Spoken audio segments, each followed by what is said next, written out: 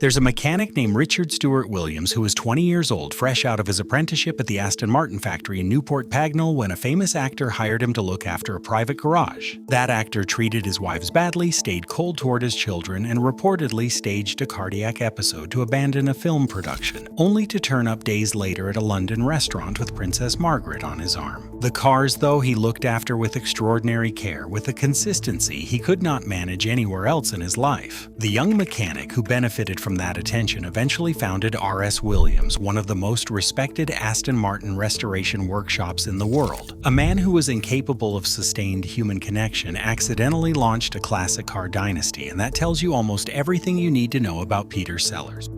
Peter Sellers built one of the strangest careers in Hollywood history, beginning with a borrowed identity and ending in a hotel room at 54 with about 120 cars accumulated somewhere in between. Born Richard Henry Sellers in September 1925 in Southsea, Portsmouth, he carried the name Peter as a tribute his parents had chosen for a stillborn older brother, which meant he spent his entire life answering to a name that originally belonged to someone else. He never fully resolved that, and in 1976, with total sincerity, he told Kermit the Frog that there was no him, no fixed self underneath the characters. Most viewers assumed he was being characteristically strange. He was not performing. What made Sellers extraordinary on screen was precisely what made him so difficult off it. Without a settled identity to return to between roles, he could become absolutely anyone: Chief Inspector Clouseau, Dr. Strangelove, President Merkin Muffley, Claire Quilty, and Lolita. Directors who worked with him once tended to land on one of two positions: worship or permanent avoidance, and Stanley Kubrick chose worship, while Blake Edwards eventually described him as certifiable. Both assessments hold up under scrutiny. The career follows a shape that is almost too dramatic to be real. Radio comedy through the 1950s, then rapid ascent through British film into Hollywood, then a near-fatal heart attack in April 1964 where doctors restarted his heart on 6 separate occasions, then a slow professional collapse through the late 1960s, then a decade-long climb back through the 1970s, and then death at 54 in a London hotel. Along the way, he spent a genuinely astonishing amount of money on cars, not because he loved driving particularly, but because owning something with a fixed specification felt more manageable than owning himself.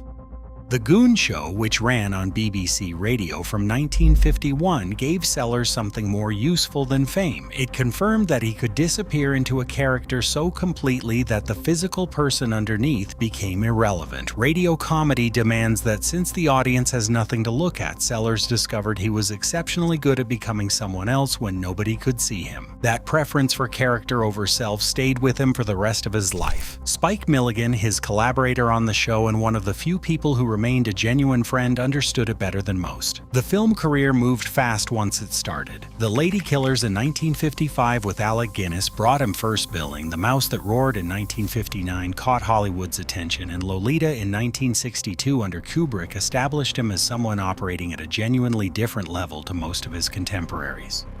Then came 1963 and 1964 with The Pink Panther and Dr. Strangelove arriving within months of each other, and both productions carried a backstage chaos that the polished final films do a good job of concealing. Columbia Pictures agreed to finance Dr. Strangelove on a single condition: Sellers had to play at least 4 major roles. He ended up playing 3, not 4, because a genuine leg injury removed him from the Major Kong part that eventually went to slim pickings. His fee for those 3 roles came to $1 million out of a total production budget of approximately $1.8 million. That figure means Sellers collected 55% of the entire budget of a film that has since become one of the most studied comedies ever committed to celluloid, which is either a reflection of his box office value at the time or one of the more audacious salary negotiations in studio history.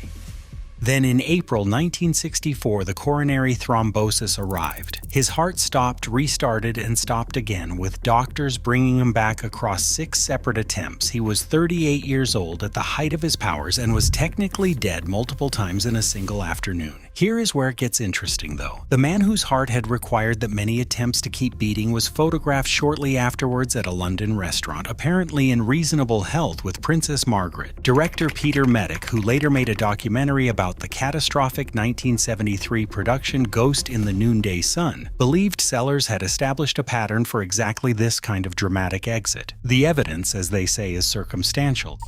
The cars are not a footnote to the seller's story, they are the story, or at least the part of it that most biographies underplay. He reportedly owned over 120 vehicles across his lifetime, sometimes buying a car, driving it once, and selling it within the following day. A 1963 estimate placed his total spending on vehicles at approximately £136,000, which converts to roughly £2.4 million in modern terms. That calculation predates his most expensive purchases. Spike Milligan, who understood Sellers better than almost anyone living, described the cars as his metal underwear because Sellers changed them more frequently than his wives and girlfriends.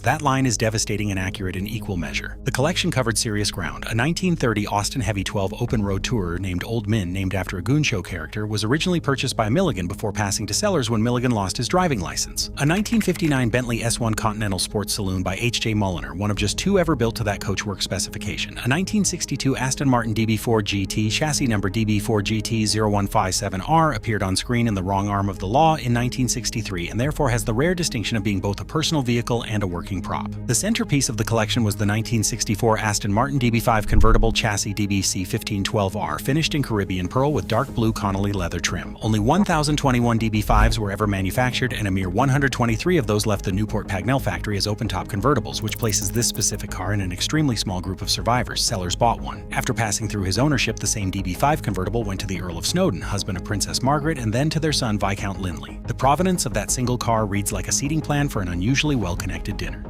The 1965 Ferrari 500 Superfast arrived on 28 June 1965, purchased for £11,518, and it represents the most technically serious acquisition in the collection. Ferrari built just 36 examples of the 500 Superfast between 1964 and 1966. Each was fitted with the company's 4,962 cubic centimeters Colombo 512 engine, producing 400 metric horsepower and capable of reaching approximately 174 miles per hour. The model's customer list across all 36 cars included the Aga Khan, Barbara Hutton, and the Shah of Iran. Sellers paid for his example with money earned playing a character who believed he was operating a nuclear deterrent. For context on current values, a 1966 Series 2 Ferrari 500 Superfast sold for $2.2 million at auction in January 2023, and a 1965 Series 1 achieved $1.4 million as recently as August 2025, meaning Sellers' original £11,518 now occupies a different financial universe entirely. He also commissioned several customized Mini Coopers through the coach builder Hoopers during the 1960s, paying £2,600 per conversion at a time when a standard Mini cost roughly £650. In other words, he was paying 4 times the base price of a small car to make it more interesting and then keeping it for approximately the duration it takes to read this script. The 1978 Porsche 911 Type 930 Turbo Coupe came near the end among his last significant purchases before he passed away in July 1980. When the 930 Turbo eventually appeared at a Bonham's Goodwood sale in 2017, it failed to meet its reserve, which, given what that car had witnessed, seems like a failure of imagination on someone's part. What was he purchasing with all of it? A Ferrari 500 Superfast is precisely what it declares itself to be: 4,962 cubic centimeters, 36 examples, documented provenance, fixed specification. An Aston Martin DB5 Convertible is one of 123, with a chassis number and a history that can be traced. These objects knew exactly what they were. Sellers found that reassuring in a way he apparently couldn't locate in any human relationship, and I find that genuinely sad rather than simply eccentric.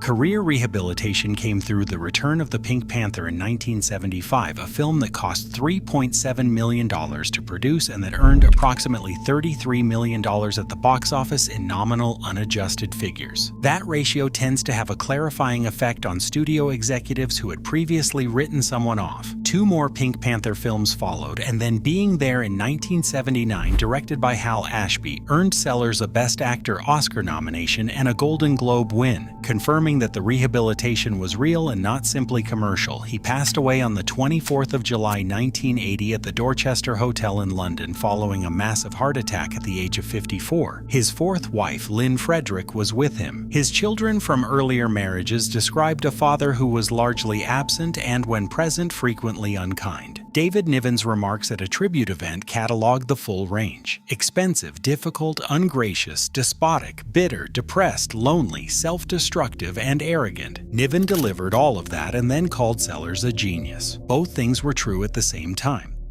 The 2004 HBO biopic The Life and Death of Peter Sellers, directed by Stephen Hopkins with Jeffrey Rush in the central role, collected 9 Primetime Emmy Awards and the Golden Globe for Best Miniseries. Rush's performance is so complete that watching it produces a specific unease, the feeling of watching one actor entirely disappear into another actor who spent his life entirely disappearing into other people. Sellers would probably have hated it, and that is its own form of tribute. What the cars represent in retrospect is something the biopic never quite lands on. The collection included more than 120 vehicles. They were not mere eccentricity, and they were not simply wealth being spent at speed. They were displacement. A man with no fixed self spending his fortune assembling a collection of machines that possessed exactly the qualities he lacked. Documented histories, definable characteristics, verifiable provenance. And Richard Williams, the 20-year-old apprentice from Newport Pagnell who maintained those Aston Martins and absorbed everything the collection could teach him, built R.S. Williams into one of the most respected names in classic car restoration anywhere in the world. Seller's compulsion created a legacy in the classic car world that has outlasted nearly everything else he touched. The man who played 3 separate characters within one film, who required 6 attempts to stay alive in a hospital room, and who bought a new car every few weeks just to hold something with a knowable specification in his hands. He left behind a body of screen work that will still be studied half a century from now, a garage that shaped at least one important career in automotive restoration, and a franchise that kept running long after he was gone. Not a poor result for someone who maintained with complete conviction that he didn't exist.